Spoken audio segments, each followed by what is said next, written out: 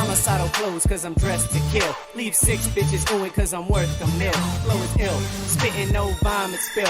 Killing them softly, but I ain't Lauren Hill. I'm a Beantown boy with a Trigger City mind state. Leaving hoes surprised like they going on a blind date. Had that ass spinning, best believe that booty gyrate. Come fresh to the game, so y'all lanes better migrate. Versatile cat, so I flow on the South Beat. Spit so hard I fuck around and hurt my teeth. My vision stays clear, why y'all looking cloudy? Yeah, I spit fire, but misses don't doubt me. Jumping hard on tracks, call me steroided rabbit. Consistently murder beats like a serial killer's habit. Drop his flow, so I took the game and stabbed it. Copy my style, but it's too hot for you to grab. I got my shoes high, and my jeans low. I got my socks fitted, you know how I roll. This is how we roll. I got my shoes high, and my jeans low. I got my socks fitted, you know how I roll. Well, this is how we roll.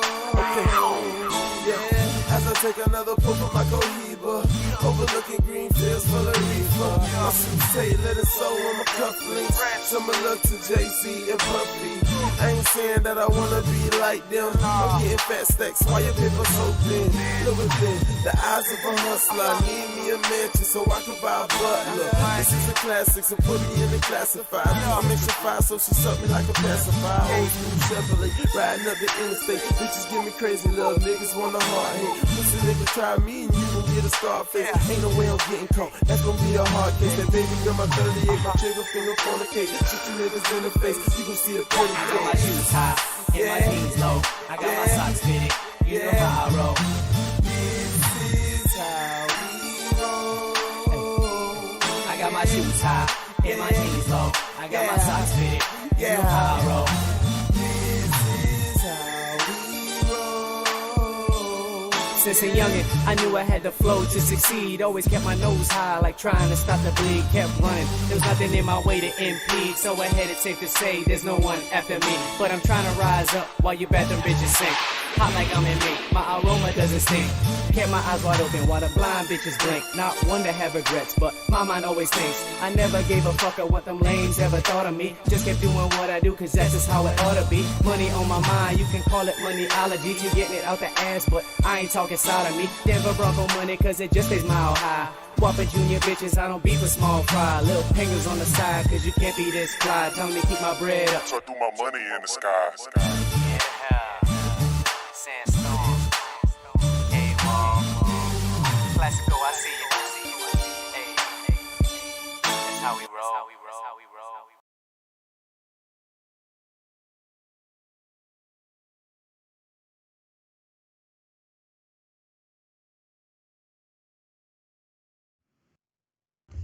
What is up, my people? It is Townie Tuesday. You know what that means? Another great episode of Townie Sports, baby.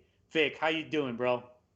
Well, I took a shower today, so I'm feeling great. I'm feeling hype, and I'm excited to dive into this week's sports spots. That's great. You actually look very clean on the camera, so that's very good. I feel very clean, and I'm ready to go. Okay. So we got a lot to cover today. Break it down. We're going to start off with some NFL draft coverage. You know, we just had that happen over the weekend. Some interesting, notes from that. Get into a little more NBA and Celtics talk. Playoffs coming up in about a week and a half or so. Yep. So we'll talk a little bit about that. And plus, LeBron James had a little comment to make the other day, and I think he's just kind of a sore loser. So we'll touch on that. Yeah. Then I really just want to keep riding this Red Sox wave. We'll touch more on the Red Sox as well. What happened over the weekend, and then kind of where they stand.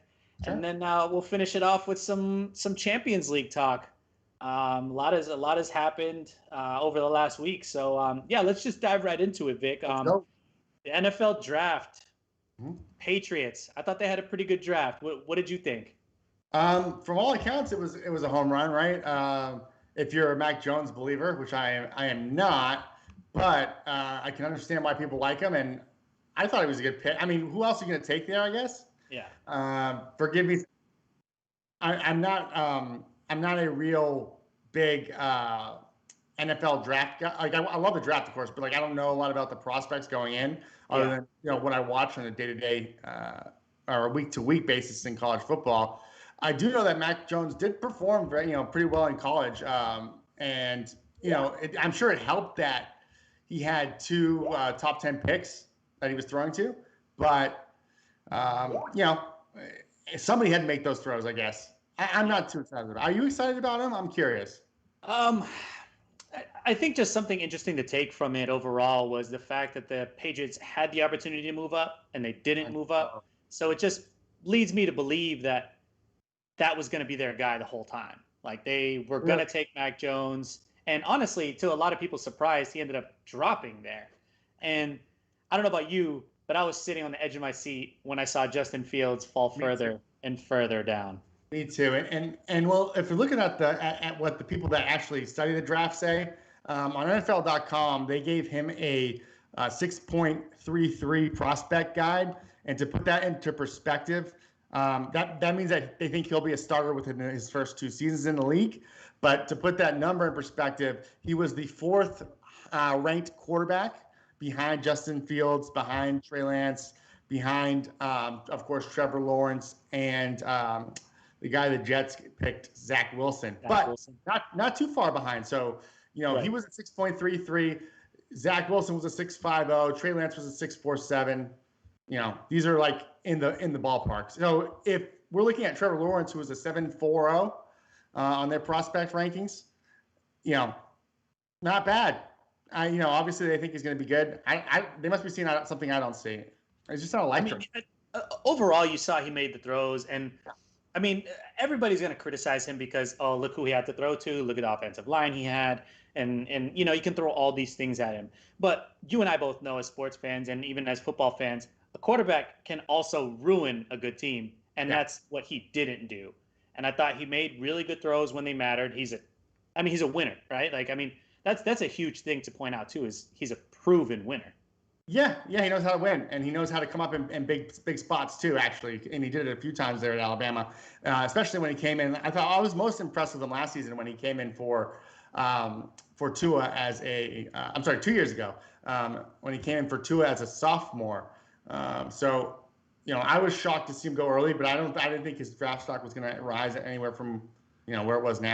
And look at the spot he landed. I mean, if you're a quarterback coming into the NFL, I mean, obviously we're biased, but I think everybody can agree, Patriots are a great organization and it's a great spot to land. But I think overall they even had a great draft. I mean, they got another guy from Alabama that we're not talking about yet. That's Christian Barmore.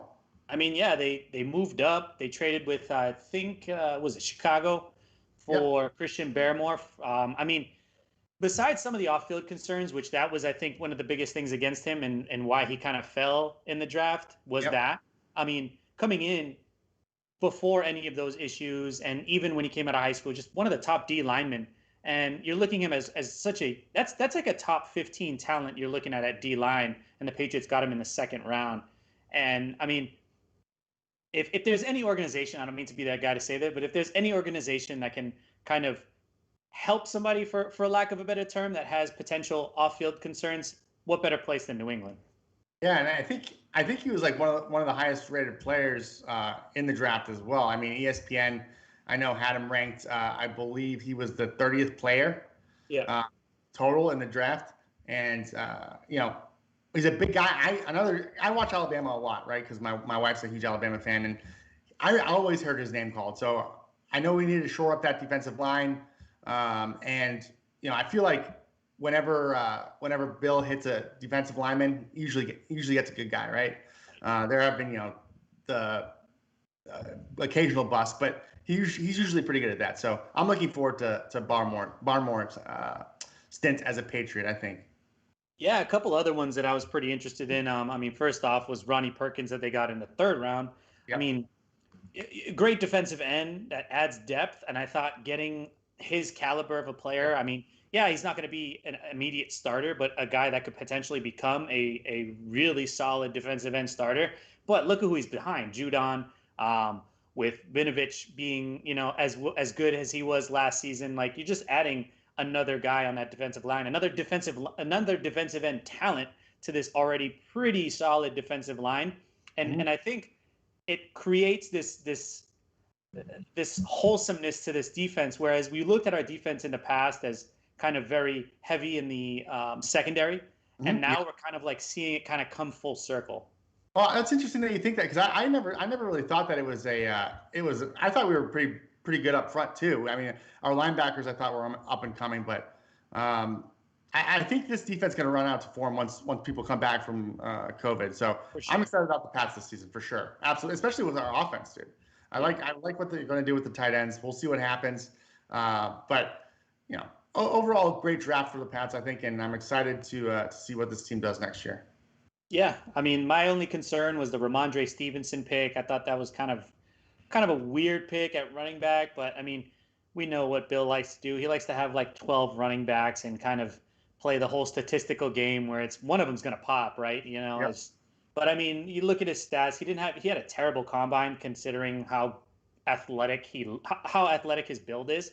Mhm. But I mean, in 6 games last season, he had 100 carries for 665 yards. I mean, Yep. that's pretty damn good for college, especially playing at Oklahoma. And then the huge upside late on the draft, Cameron McGrone, linebacker out of Michigan. Mhm. I mean, we've seen Bill with these Michigan linebacker picks. They turn out pretty well. I'm assuming he's a great tackler, so that I mean that's probably why he's fitting into the defensive scheme. Bill likes to take these guys late that have huge upside, but Mhm. also for the most part are very tackle oriented. So he doesn't want to give up yards, and he wants a guy that's just going to be a solid defensive player. Nobody super crazy that's going to take a lot of risks. So Right, I think those are going to be interesting. and I didn't want to interrupt you while you were cooking, but Ah. the Stevenson one was really I didn't get. Yeah, He's like a big back, and I don't know what he's going to be doing back there. I thought Damian Harris was our guy. I know obviously in the NFL you just take a player when you can, kind of thing, but especially that late in the draft. But my favorite pick for the Patriots was their last pick in the draft. They picked up UCF wide receiver Trey Nixon. So that's somebody that I watched play a lot at UCF, and I think he probably is not going to make an impact this year. Obviously, it's going to be tough for him to get on that squad, but I think he could be eventually down the road might be able to get himself into that rotation for sure. Hopefully, he fixes dropping issues, but he gets open. The guy can get open. So good. Yeah, that'll be interesting to watch going forward. I'm gonna keep my eye on that. yeah. So we both reside in Tampa. Yeah. Let's recap and maybe talk about some of the picks that the Bucs did. What did you think overall about what the Bucs did? I mean, considering they had the last pick in the draft, but Yeah, I mean, Kyle Trask was interesting. He's like not very mobile, right? But and was never a starter, and I don't think ever was going to be a starter at Florida until his injury problems there with the quarterback whose name escapes me. Oh my God, what's his name? All right. Well, I'm getting older, but I think Kyle Trask is an interesting pick. Sit behind Brady for 2 years, see what happens. We've seen what he can do when he can sit behind people. He's good at that, but Yeah. I think he picks up a lot too. I think he's a fast learner. He was never a starter in high school, right? And still ended up getting into Florida somehow. So that just shows you the level of talent that this guy has. So we'll see what happens with Trask, but I like that pick for them. I thought it was a smart move. It's a way to hedge your bets with Brady. But for all I know, Brady could be playing for the next 5 years. So it could be another Jimmy Garoppolo situation there. where he gets traded. Yeah, gets traded for a second-round pick and then sucks. Yeah. I did like that. I thought that was an interesting pick. That was a quarterback that I was looking at for New England too, if they were to potentially move out. Him or Mond. We'll get into Mond in a second. Then the Joe Tryon pick was interesting to me because it's just the rich getting richer in a sense. It's just like, well, how much more linebacker talent do you need on this defense? I mean, the skills are there, the talent is there. This kid is, I mean, from what you see from the tape and stuff like that, the guy's quick, the guy hustles, makes great tackles, makes good plays off the ball. But I'm just like, it didn't really, to me, I thought some of the concerns for them going forward, I thought they would draft a corner at that spot. Yeah. Considering that there were some actually still pretty decent corners left. But I don't know. What did you think about that linebacker pick? No, I mean, you're the Pac-12 guy, right? So I'm not a big Pac-12 watcher, so I never got to actually see him play other than the highlights that they showed. He looked good. He looked skilled. Somebody that I think was rated highly on the draft board for sure. And I know that a lot of guys dropped because they sat out the season because of COVID. I know a lot of people dropped, and I know he didn't, but the Pac-12 basically did, right? So, yeah, I wonder if that affected his draft stock at all. And we're gonna see what's gonna happen moving forward with the Bucks, but in that secondary that was always hated on, I wonder if it's recency bias, because in the playoffs they were really good. So I wonder if they saw in the playoffs, like, oh, look how good our secondary can be. Maybe we don't need to fix this issue, but they know better than me apparently. So. Yeah, and that's what I thought after. I was like, they didn't take a corner till the 6th round, and they got a guy out of BYU who, even I'm a Pac-12, I watch a lot of that Pac-12 stuff, and I was like, oh, okay. But I mean, I thought my perfect pick for them would have been the cornerback from Florida State. I thought that would have been a perfect pick for them. A guy in Florida, a guy that, a lot of Bucks fans are also Seminole fans, and, you bring in more people in. You got a guy that can definitely start right away. Mm-hmm. But yeah, like you said, they do know more than me. I think overall, based on what all the analysts said, that they got an average, draft rating. I mean, that's usually what happens when you win the Super Bowl. I mean, you just try to get best available, I guess. So I guess maybe that was the route they took, best available at that spot. So, yeah, I mean, you can't really be too mad about what the Bucks did. No, absolutely not. And like you said, they're always going to get rated poorly in the back of the draft because, they're picking last. So, and for a reason. So they're good. I mean, they'll be fine. I'm sure they're not worried about that secondary if they didn't feel like they needed to address it. Yeah. So rather than just do a full recap, let's I want to ask you, who were some potential winners and losers did you see in the draft? Who did you get confused by, or whatever? Like, what were some interesting things about the draft that you saw? Well, besides the Patriots and the Bucks, of course. No, well, Devonta Smith I thought was interesting that he fell that far, right? In my opinion, he was the best wide receiver in the draft. 100%. First wide receiver to win the Heisman, and since was it Dez? Yeah. But it's super impressive to watch him. His separation, he's so fast. He gets yards after the catch. That was his thing, really. He's fast and gets separation, but not only that, he can also be elusive on ball tacklers as well. So I like Devonta Smith. I think he's going to be great in the NFL. I think he's going to be easily a top 5 wide receiver coming out of the draft. In my opinion, right now, I think he's a top 5 wide receiver in the NFL. And he gets to hook up with his another Alabama guy, Jalen Hurts.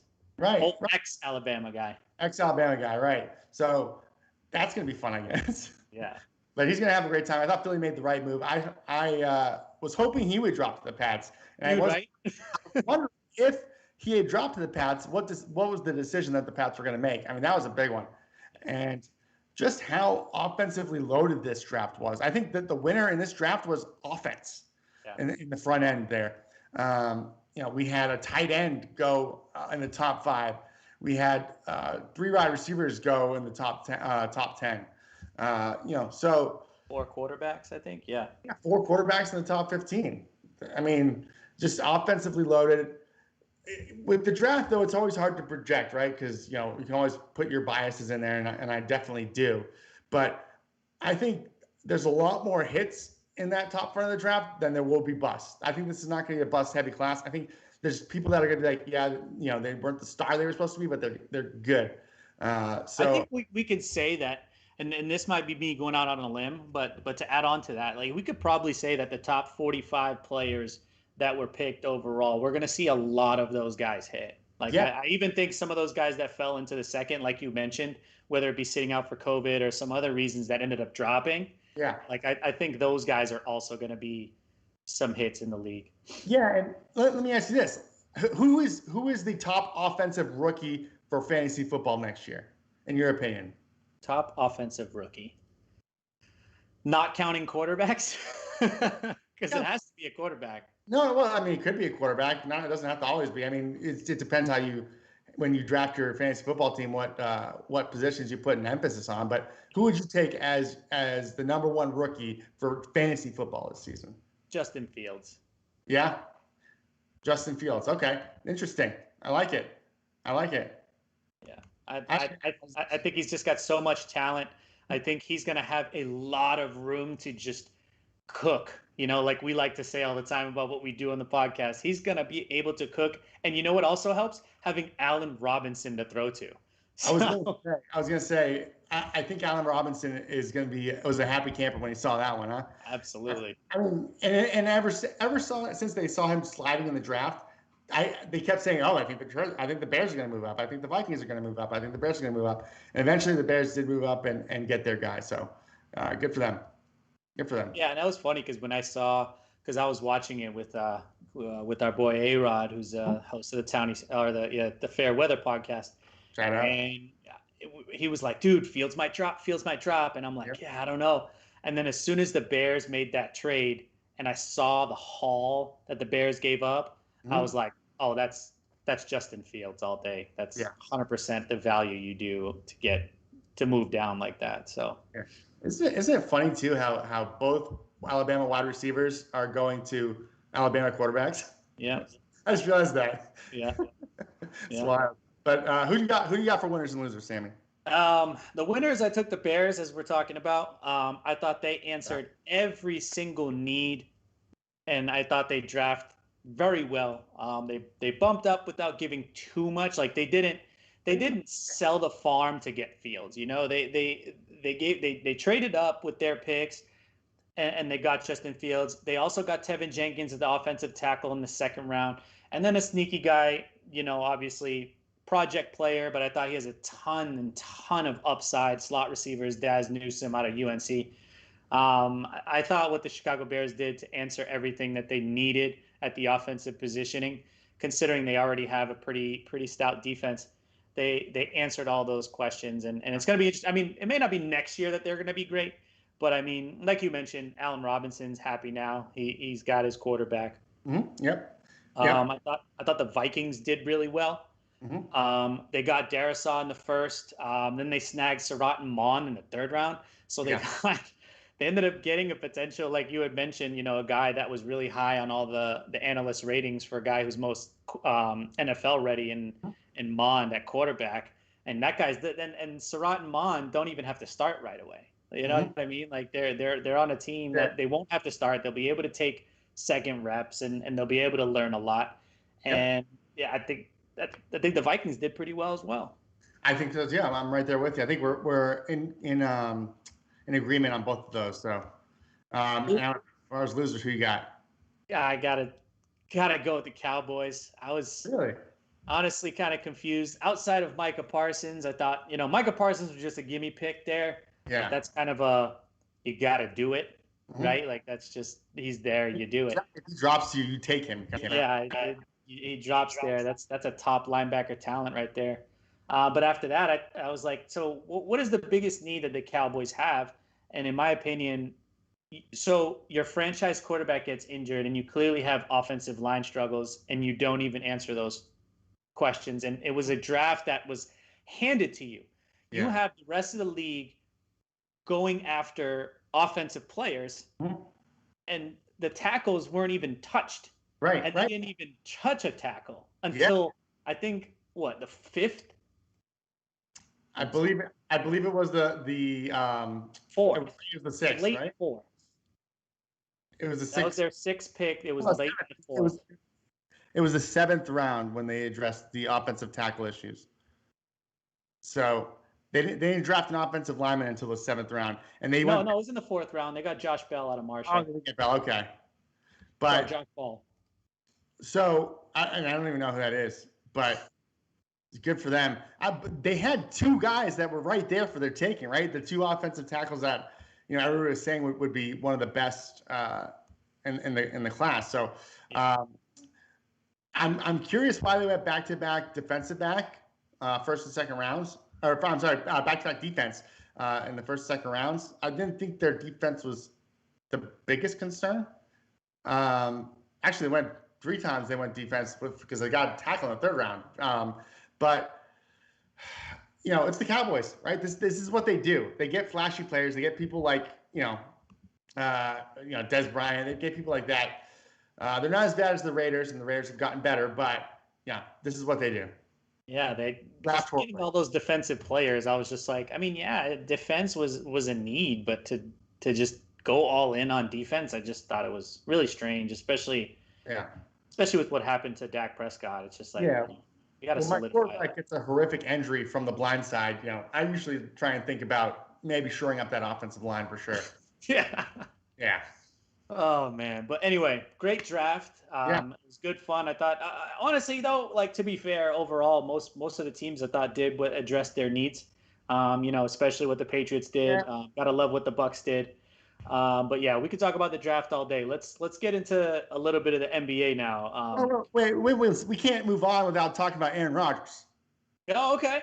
Yeah, go ahead. Talk about Aaron Rodgers and all the happenings that happened on draft day. Yeah. So apparently we all got an alert, right, that Aaron Rodgers was unhappy in Green Bay, and we've heard rumblings about this, going back to the beginning of the offseason. Since they've petered down, so nobody's really paid attention. But yeah, when I saw that alert, I got excited. I was like, oh my God, are we going to get Aaron Rodgers? Obviously not, because we didn't have the draft capital. And when I saw that the Packers turned down that 49ers offer, supposedly, allegedly, right? Rumor, yeah. Yeah. I was surprised. I was shocked. But, I mean, I was wondering, do you think, who does Aaron Rodgers start with next season? Does he play? Because he threatened not to play for the Green Bay Packers next season. Do you think I think he's going to play. I think it's all noise. You're seeing some of the things that Green Bay's been doing in the last week or so. Mm-hmm. One of the being releasing a wide receiver that was apparently causing issues in the locker room. Yep. And if they're smart, they're going to cater to his every single need. And I think you're starting to see that, especially with that, which just recently happened. Then you're seeing the owner come out and say, oh, that was never a thing. Like, we always want him here. We want him here forever. Obviously, like, that's all kind of just, sweet talk, to keep Aaron Rodgers happy. But that's important, right? That's you got to do. You got to keep your most important player happy. And I think they'll do whatever it takes to keep him happy. And he's still got at least 5 years left, so 100%. Yeah. So all right, now we're also the Jordan Love stuff, and I'm just like, oh, that was weird. That was so weird. Yeah. I mean, I like Jordan Love, and I did like him out of the draft, but I was just like, I mean, he's not ready yet. I mean, he's not. No, he's an Aaron Rodgers. Sit down for 3 years. Yeah, exactly. Yep. But yeah, I think that's just a little bit of noise, a little bit of drama. He's kind of a drama queen anyway. Yeah, he loves it. But yeah, let's get into a little into the NBA. Right. So let's start with our favorite team, the Boston Celtics. Jason Tatum dropped a little 60 spot for us. Yeah, man. Wow, right? So, what the hell? Incredible. And I think I don't know if you saw that meme, but somebody posted a meme on Twitter that was like, Ben Simmons' career high is 43 and Jason Tatum's is 42. And then somebody replied to that tweet, because apparently it was like an older tweet, and he broke that record 3 times this week. So obviously deserving of Offensive Player of the Week, which he earned. But unfortunately, it is not such happy times in Celtics Nation right now. We're having a little bit of a tough run, I think. Yeah. I mean, before we get into that, he dropped that 60 spot against the Spurs. They were 5-2 in their last 7 going into the Celtics matchup. So I thought that was a little bit significant. The Celtics ended up going down by 32. I wanted to throw my phone across the room. And Tatum just goes off for 60, and the crowd goes wild, and everybody goes nuts. I just also wanted to be mentioned that a couple weeks ago, I made a comment to my friend. Obviously, I was a little bit upset and overworked at the inconsistency of the Boston Celtics, but I was talking about how I thought Jason Tatum was the softest all-star I've ever seen. And he goes and does this. So, I mean, I'll eat my crow. I always do. When I'm due, I will. Huh? I don't think you need to. I kind of agree with you. But, dude, you dropped the 60 spot to come back from 32 down. So, I mean, yeah, good for him. I'm happy for him. He's a great player, and I think he's going to be a legend. And just in these last 5 games, he's averaging 37 points a game on 51% from the field. And my guy, he's averaging 51% from 3 too. So, and granted, he's only played 4 of those games, but still, super impressive. Good for Tim. Great individual achievement, but I want to get into this team. Yeah, go ahead, cook it. 2-4 in the last 6. What's going on? Dude, we are horrible defensively again. I don't know what has happened to the Celtics and what's going on in these last few games, but we are horrendous. In the last 5 games, the Celtics rank second to last in defensive rating, and they are only behind the Spurs by 0.4 for that to win that crown of the worst defensive rating team in the last 5 games. Now, also, what a terrible time to get cold. Now we are on the bubble of the playing game. It's starting to look more and more like we're going to end up being there. Now, do I think that we're going to get out of it? Yes, most likely. But what if we get out of it and we're the 8th seed and we got to start off against, Philly or Milwaukee or Brooklyn? I'm not looking forward to that matchup. Not first round, that's for sure. But if we can somehow sneak into that 6th spot, I think we're safe. But I don't know if they're going to be able to do it. I'm worried about them. What about you? What are your thoughts? Are we staying there? With the inconsistencies, I think the 7 seed is right now where we're going to be, and we're going to be in the playing game. I just don't see them going on a run. I mean, with how many games left did you say? 7 games left? Yeah. That was quick math off the top of my head. 7 games left. We're a game behind 6, game and a half behind 5th. I'm with you, man. I don't see them. I don't see them getting out of that spot. We do have matchups with the Hawks, though. So yeah, and they whooped our ass. Oof, yeah. but we have no answer. We have no answer on the perimeter threes. I don't understand what it is defensively that we're missing right now. I mean, we got Robert Williams back, and that honestly that hurt for a while losing him in that stretch. Oh yeah, he was such a great defensive anchor, and as ridiculous as that sounds, we needed him. But we played Miami twice in these next upcoming games. Those are gonna be serious games because they want to keep their position. Those are playoff games, and we also play the Knicks once. So this is crunch time. If you're the Celtics, get your big boy panties on. You need to take both games from the Heat. Okay, like you said, we're a game back from the Heat, a game and a half from the Hawks. So it's not impossible for us to climb out, but it's an uphill climb, that's for sure. Especially if Jaylen Brown's going to be out for an extended amount of time. Yeah, what's the word on that? Is it a couple weeks? Well, the initial reaction was hopeful from the Celtics organization. Now, since then, I don't think they've released any news as far as a timeline. I haven't seen anything, at least. I know that he and Tatum. That Brown is out tonight against Orlando. We're not going to need him, guys. That's fine.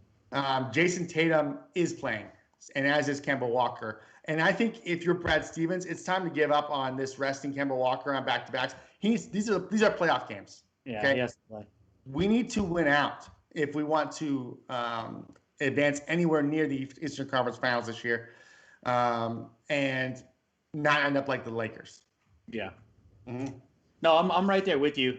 These next couple weeks. I mean, it's unfortunate that we have to talk about this right now. I was hoping we would be, sitting where the Knicks are, kind of sitting pretty and being able to go 500 the rest of the way, but we can't. This is the time of the year where we're going to have to go on this big deep run, and it's unfortunate because that leads you into that next round, so you potentially have some fatigue going into it without being able to rest players. And I think they shot themselves in the foot going forward for the playoffs, and it's just not looking good, man.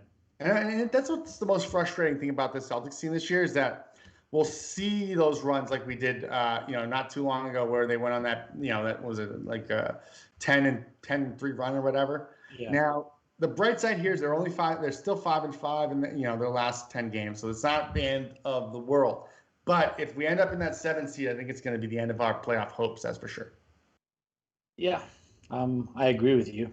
Yeah. So sticking with the East, Philly has been the winner of 4 straight at the time that I wrote this. I think now they're at 5 straight.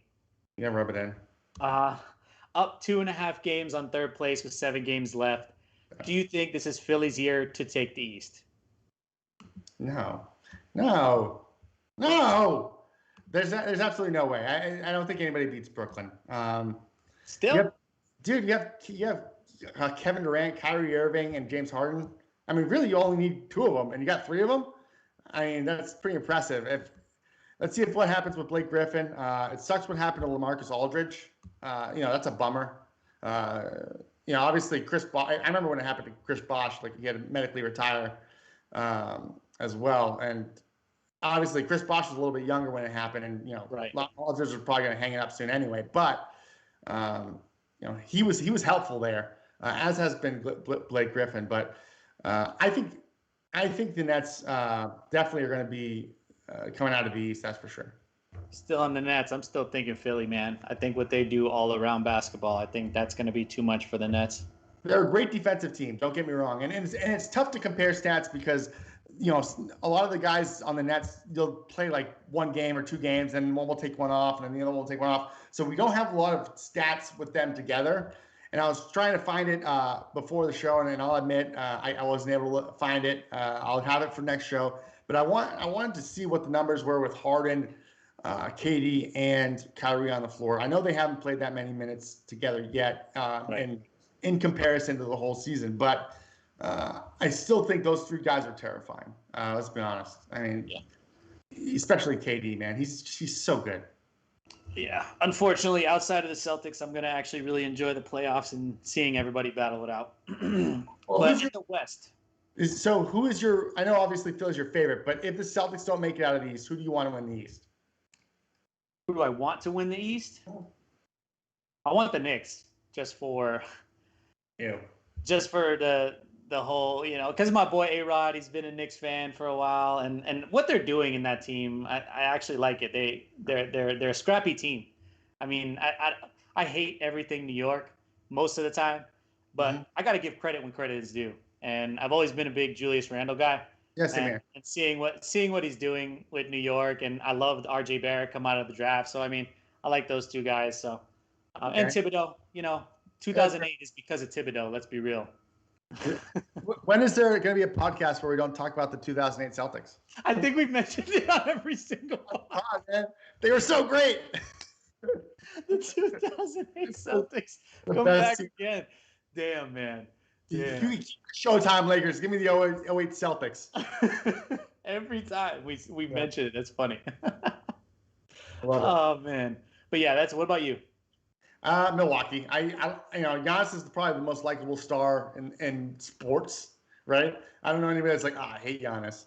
Yeah. What a guy, what a grinder. They're getting overlooked obviously this season because they have the Knicks story, there's the Philly story, there's the Nets story. But they're still a good team. I mean, offensively, they still have their struggles, especially in the last 5 games. Which is what I like to look at. Especially coming into the playoffs. But they're still a good defensive team, just like the 76ers. They got Giannis. I think Giannis will match up well against them. We'll see. I think Philly would take them in a series just because they have the dogs. I mean, Philly's the best defensive team, I think, in the league right now. Yeah. Ben Simmons is the most underrated star in the league. And I like people like to crap on him, but he's so good defensively. He really is. I don't think he's obviously an all-star because of it, but he is. I mean, he's incredible. And Joel Embiid has been great this season, but let's see him do it in the playoffs. Yeah, being his size and being a good wing defender is actually really important. So I'll give him that. Absolutely. So in the West, the Suns are now tied for first with your Utah Jazz. Yeah. How do you think this seeding is going to end up, and are you a little bit nervous? I don't know what's going on. Like maybe it's me. Maybe I'm rooting for these teams and they just like are falling apart at the end stretch. But yeah, I mean they're 6-4. Can we also get a little Chris Paul love in here too? I mean you're the original point guard fanboy. So I just hate his game. He's boring to watch. But yeah, he's good. I never said he wasn't good. Wherever he goes, the team is better. Chris Paul is a Hall of Famer, obviously.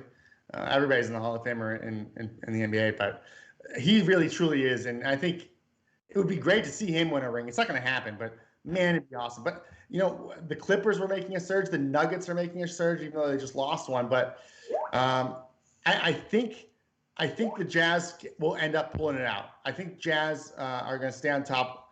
There's still a half game up on Phoenix, so we'll see. I'm happy where the Jazz are at right now. I think they are in position to take the West. They do have a tough stretch coming up. They got games against Denver, Golden State, Portland. Although Portland has kind of fallen off a cliff lately, which I wouldn't mind talking about too. But I think Utah. I think the seeding stays right where it's at.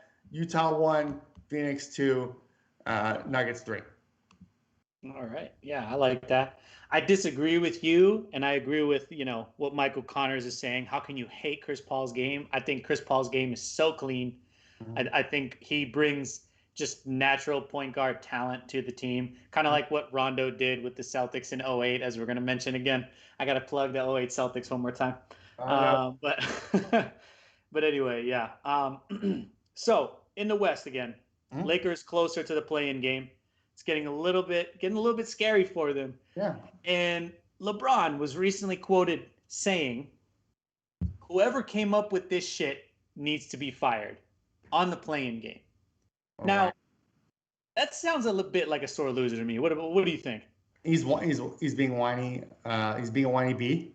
I think he quoted last year saying it'd be a great idea, or it was an awesome idea. And I think all the players had the option to allow it or disallow it.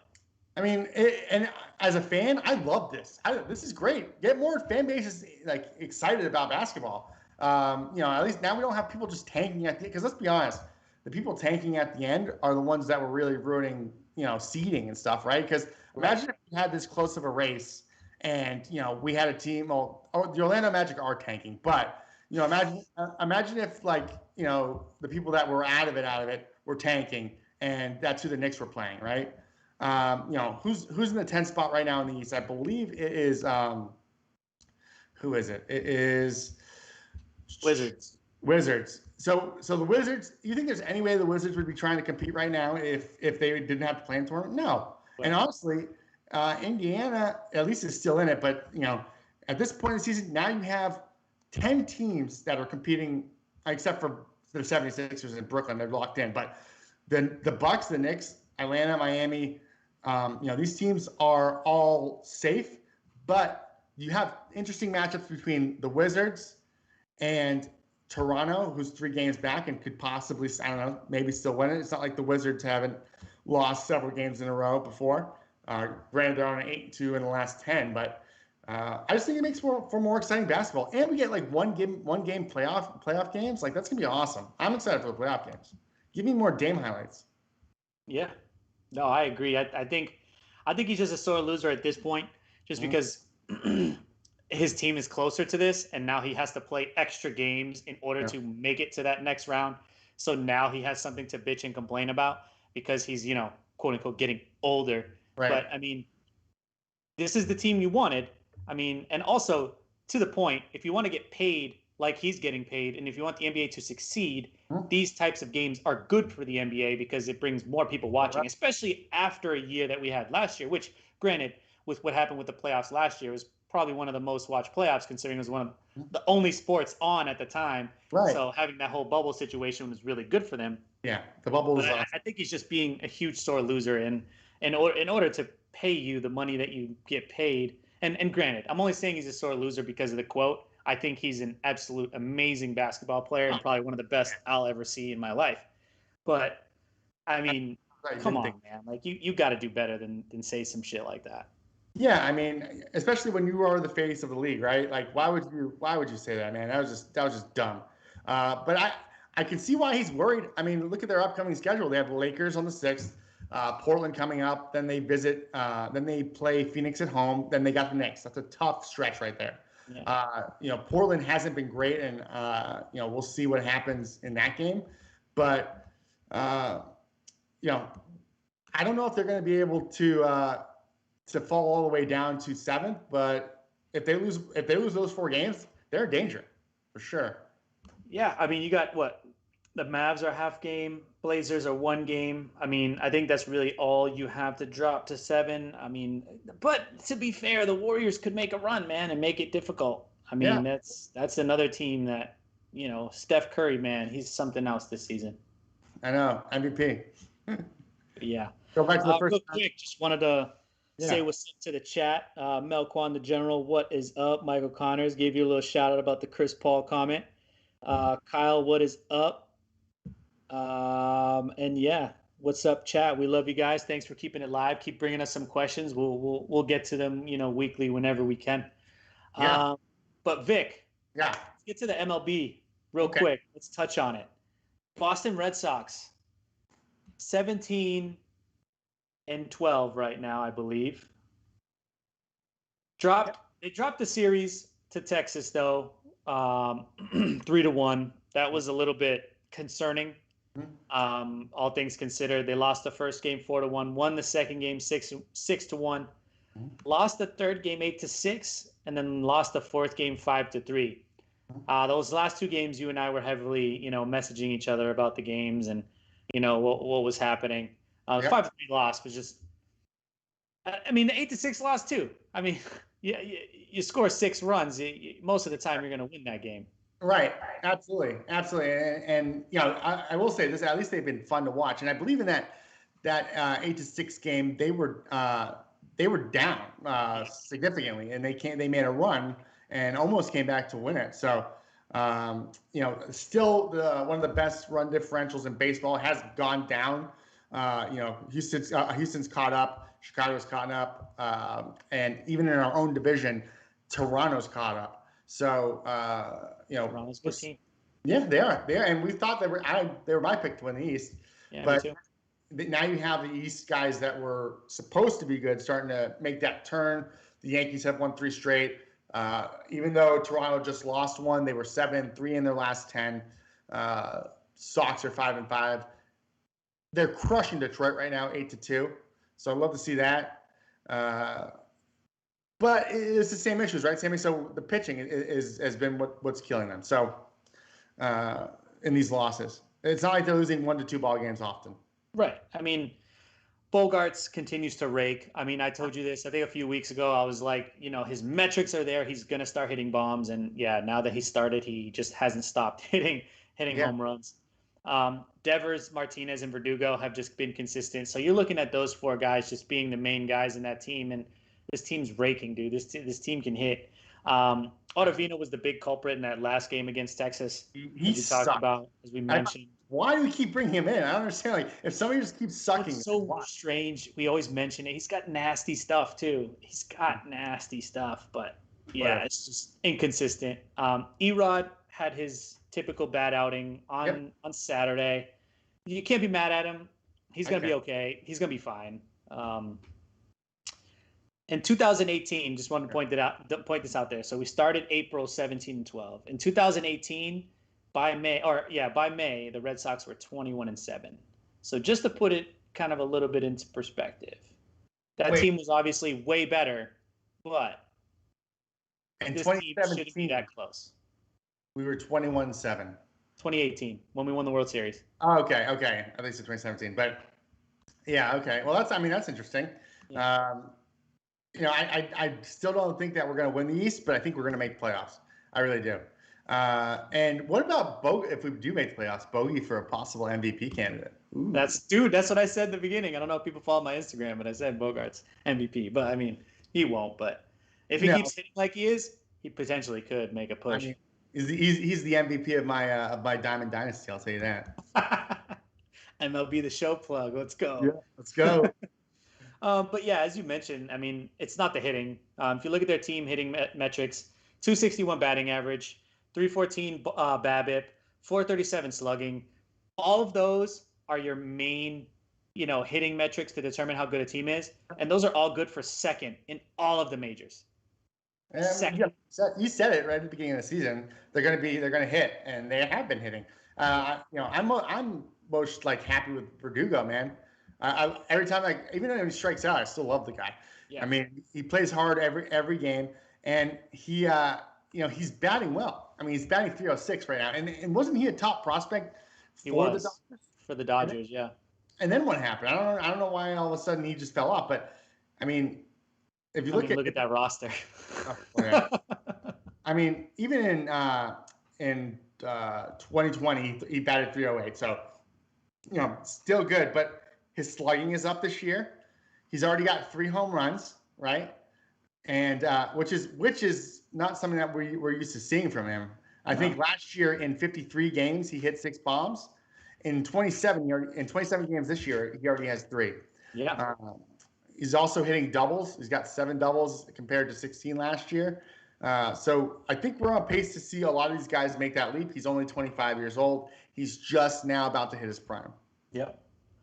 Yeah, and you mentioned the team pitching metrics, 3.79 ERA. They're sitting at a 3.28 FIP and a 3.79 xFIP. So they're about where they should be, considering everything. Yeah. Do I think this is sustainable? Partially. I think we're closer to a 4.3, as I had mentioned. I think we'll probably end the season 4.3, 4.4. Yeah.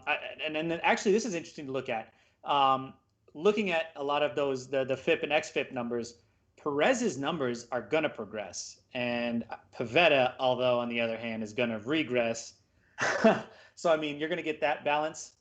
Yeah. Because Pivetta's pitching out of his mind right now, and all the outside metrics show that he's going to regress to about 4.5 ERA. So, so when you say xFIP, can you explain that to our listeners that may know what it is? And by listeners, I mean me.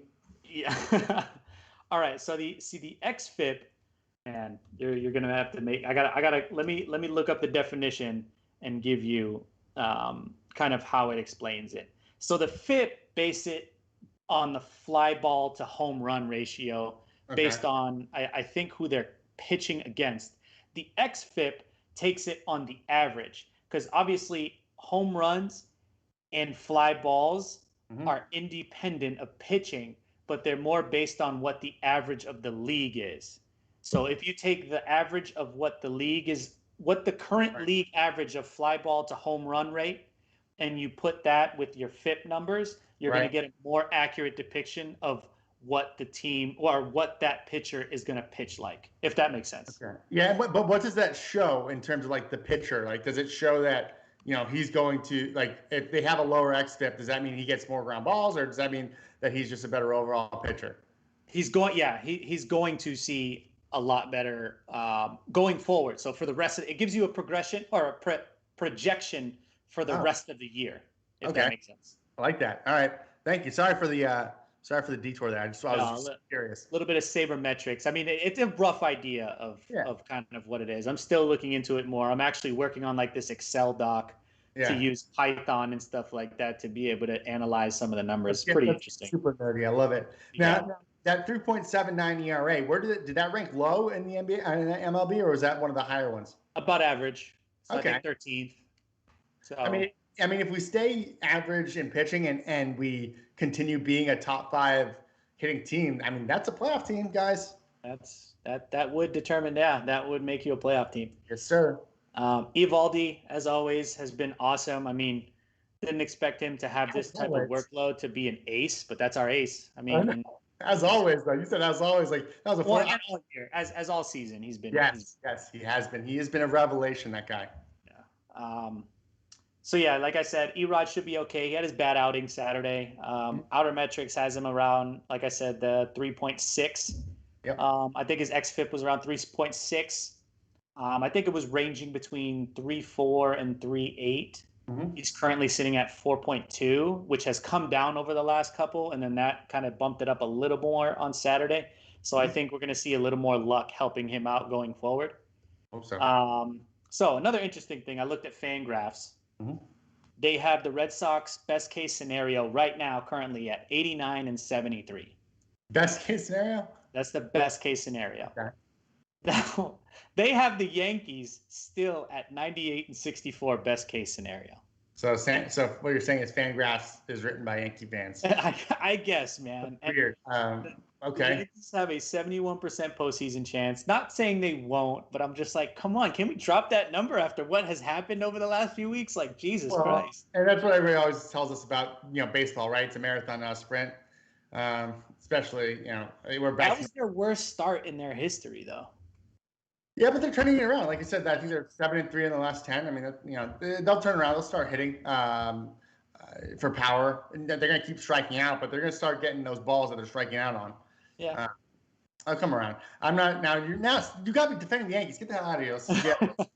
They got the Red Sox at a 17.3% chance to make the postseason. Oh, Does it change how you feel a little bit? Shit. No. Fangraphs is stupid.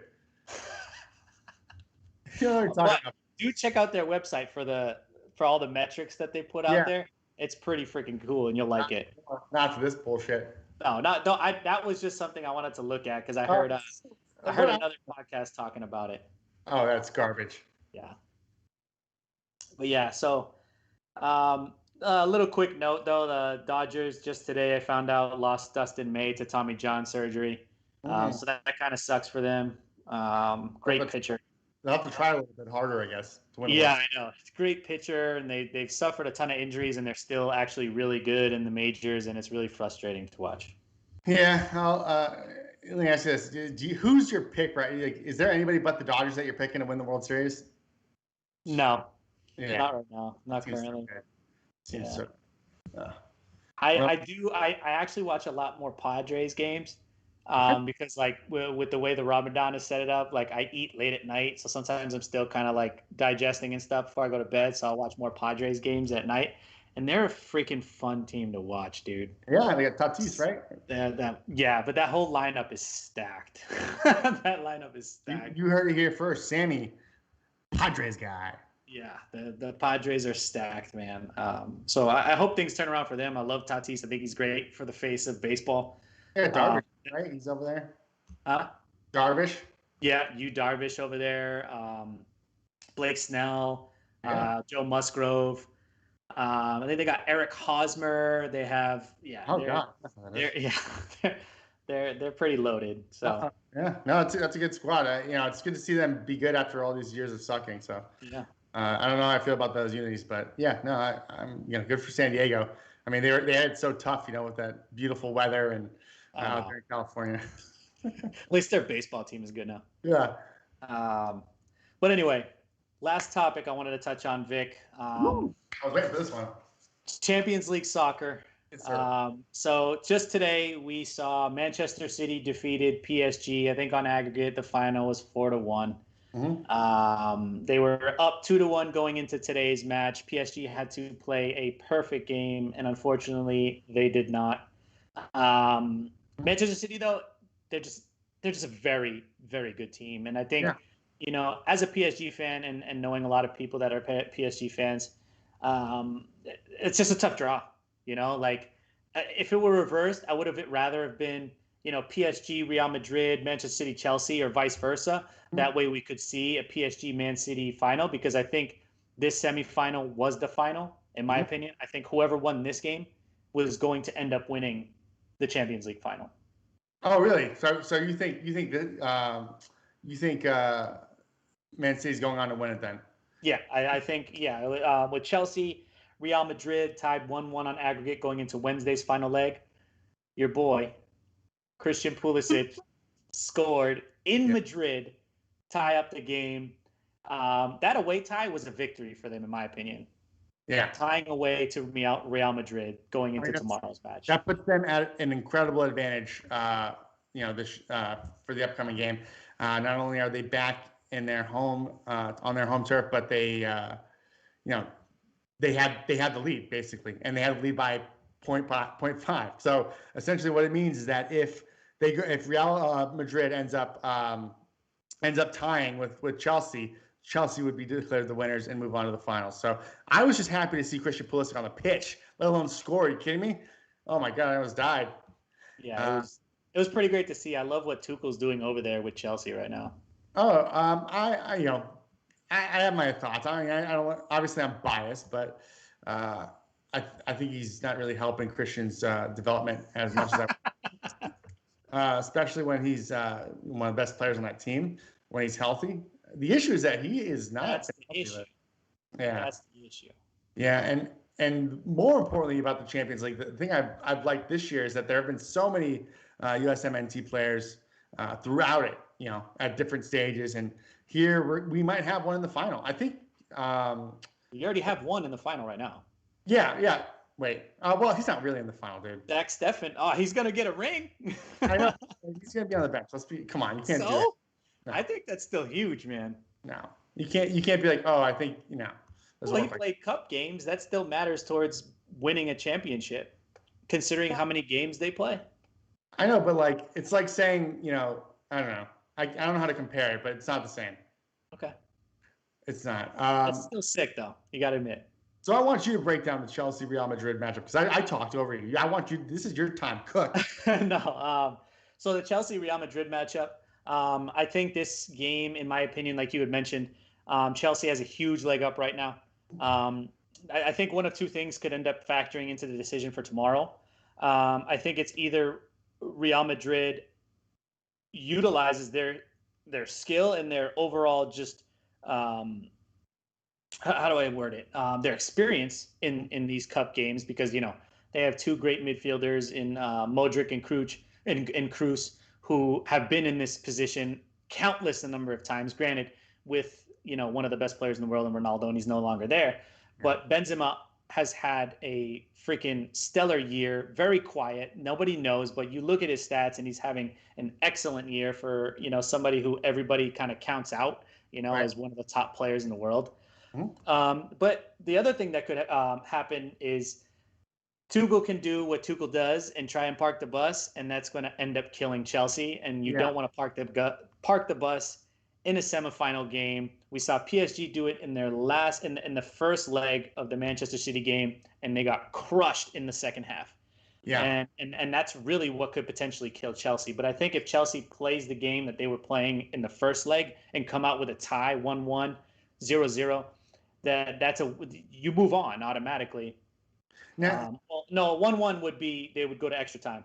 Right. If you do keep it, 0-0, then you do move on. But I thought the away goal was the pusher there. Did they change that? The away goal would be, yeah. Okay, so isn't it incredible how long Luka Modric has been doing this for? I remember when he was with Tottenham, and he was just incredible back then. But I feel like he's been around forever. That Real Madrid team feels to me like it's like a stalwart of the UEFA Champions League. It's full of guys. Benzema, you said again, another guy that I feel like has been there forever.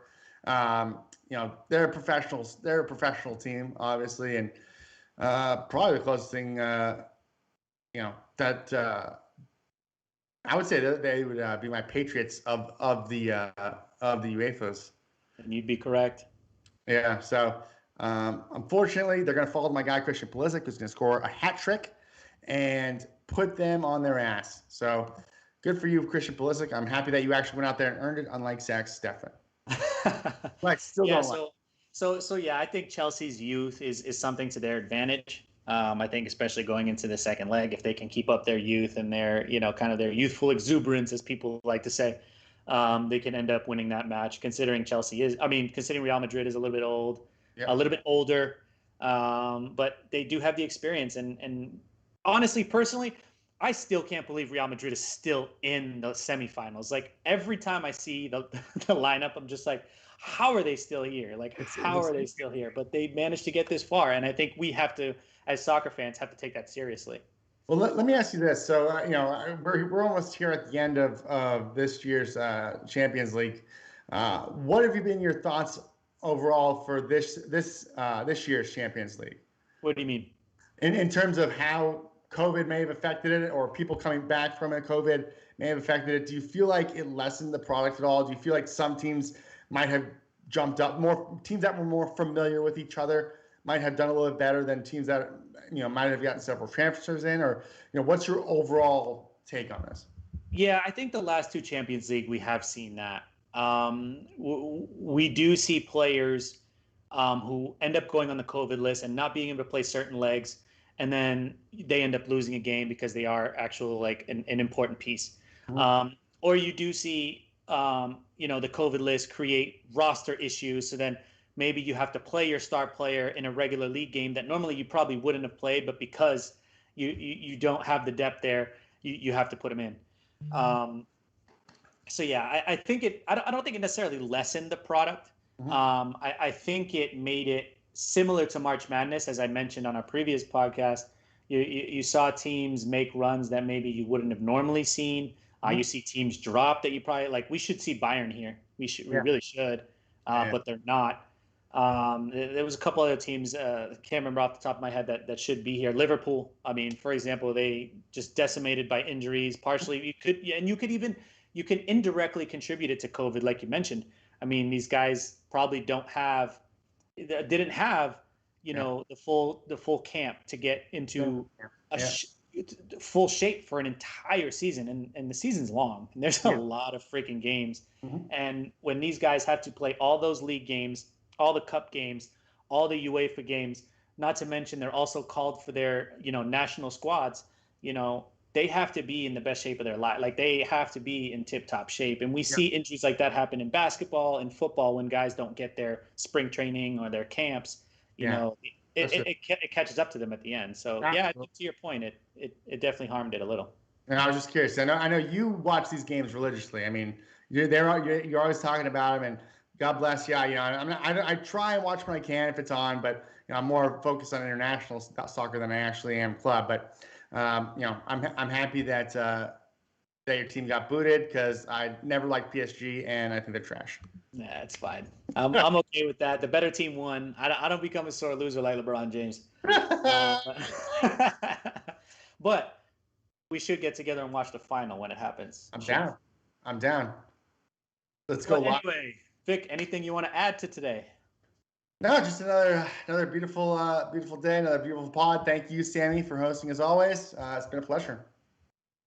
Yes. Thank you, everybody in the chat, for watching. Thank you guys for tuning in. Thank you, everyone. Thank you to all the listeners in the chat for keeping the action going. We love you and all the support you give us each and every week. You're lurking, though. I see a couple people lurking. They're watching. Every week they watch us, but they're not liking and subscribing. It's very, very simple. Like, you pull the video up, and then there's like a like button right next to it. You just click it. Yeah. And then you hit the subscribe button. You can turn notifications off if you want. Just hit the subscribe button. Or you can keep notifications on. That's fine.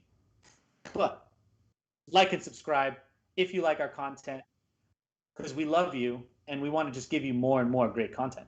Yes. So yeah, subscribe to the channel. Subscribe to House of Fandom. We'll be live at 8 p.m. every Tuesday. Next week, we will have some more baseball talk, NBA news, probably touch on a little more NFL, and more sports fandom, whatever that may be, most likely talking about Real Madrid beating Chelsea. But be sure and check us out on Instagram at Townie_sports. Give us a follow. Also, like our page, House of Fandom, one word, on Instagram. And we have a Facebook group page, House of Fandom. We have more news. We have a lot of different little clips that we'll send out, and podcasts as we stream them, and we'll send them. Also, as always, thanks so much to Moira for moderating the chat. She does such a lovely job. And shout out to the House of Fandom show. They have an Out of This World episode this Thursday as Clark, Danny, and Tank. Come on, you're better than that. Out of This World? Really? Come on. Danny and Tank go to a galaxy far, far away and begin their coverage of Star Wars during this big Star Wars fandom week. May the 4th be with you all. But May the 4th be with you all means that Cinco de Mayo is closely behind. So get your tequila shots ready. Let's not forget Clark's trip into reality television. This stuff is actually really good stuff. I watch it, and it's actually almost making me want to watch 90 Day Fiancé. But check out his new episode of 90 Day Fandom covering the wacky world of 90 Day Fiancé, dropping tomorrow. Yep. So good. I thought it was hilarious, the episode I watched. So I think you guys should tune in for sure. Absolutely. You don't need to watch 90 Day Fiancé, because Clark will wrap it up all for you. So just tune in. Give us a like too while you're here, by the way.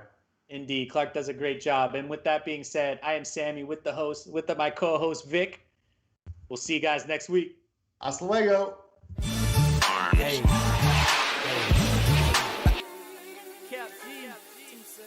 TCV, Jet Red, Classical, Sandstorm, yeah, we gon' get it, yeah, hey. Put your hands up high, if you ride that line. Put your hands in the sky, if you ride that line. That you talking, we live it. When it all comes down, we gon' get it. Put your hands up high, if you ride that line. You can catch me in the streets, sun up to sundown. Phone keep ringing, so I gotta make the rounds. Looking for a quarterback, cause I'm dying for a sack. Work the streets all day, so I'm dying for a nap. You can catch me on the block, standing like a statue. Try me if you wanna, I'ma throw the clip at you. Catch me shooting dice when the worst gets slow. Homie ran out of stat, now he betting up his blow. My girl keep calling, saying she need time. Give her wood fucking good, then I'm back up on my grind. 2 self-cap, G money on my mind. You niggas hating on me, but you just a waste of time. Put your hands up, nigga, man up. Ain't no pussy around here, nigga, stand up. We got them grams up, we wearing grams up. 2 self-cap, G, and we don't give a fuck, nigga. Hands up high, if you ride that line. Put your guns in the sky.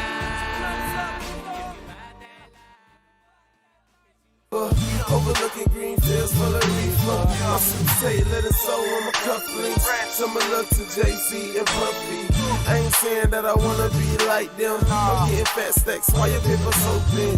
Look within the eyes of a hustler. I need me a mansion so I can buy a butler. This is a classic, so put me in the classified. I'm in fire, so she suck me like a pacifier. Old school Chevrolet, riding up the interstate. Bitches give me crazy love, niggas want a hard hit. Pussy niggas try me and you gon' get a scar face. Ain't no way I'm getting caught, that's gon' be a hard case. That baby girl, my 38, my trigger finger on the cake. Shoot you niggas in the face, you gon' see the pretty face. My shoes high, and my knees low. I got my socks fitted, you know how I roll.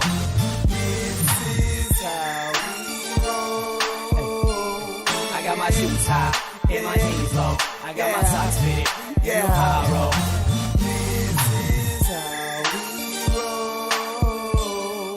Since a youngin', I knew I had the flow to succeed. Always kept my nose high, like trying to stop the bleed. Kept running, there was nothing in my way to impede. So ahead, it's safe to say there's no one after me. But I'm trying to rise up while you bathroom bitches sink. Hot like I'm in me, my aroma doesn't stink. Kept my eyes wide open while the blind bitches blink. Not one to have regrets, but my mind always thinks. I never gave a fuck at what them lames ever thought of me. Just kept doing what I do, cause that's just how it ought to be. Money on my mind, you can call it moneyology. You getting it out the ass, but I ain't talking side of me. Denver Bronco money, cause it just stays mile high. Whopper junior bitches, I don't beef with small fry. Little fingers on the side, cause you can't be this fly. Tell me to keep my bread up. So I threw my money in the sky.